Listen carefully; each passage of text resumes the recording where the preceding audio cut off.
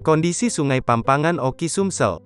Kondisi sungai yang membentang di Desa Bangsal Kecamatan Pampangan Kabupaten Ogan Komering Ilir Sumatera Selatan yang digunakan masyarakat sebagai jalur transportasi sekitar, Jumat, tanggal 29 Oktober tahun 2021.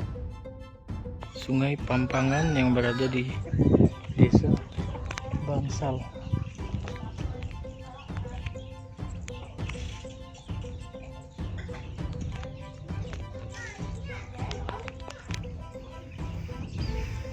Kondisinya cukup dangkal dan saat ini merupakan masuk musim kemarau. Di sini kondisinya rumah panggung dan ada beberapa hewan dan kambing.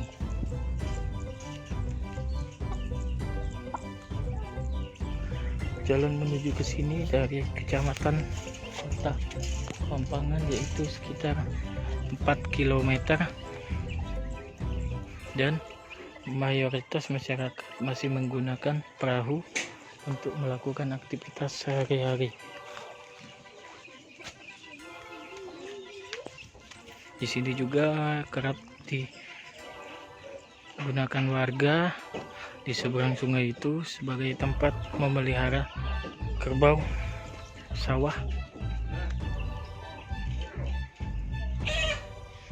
Ini salah satu warga yang menggunakan perahu.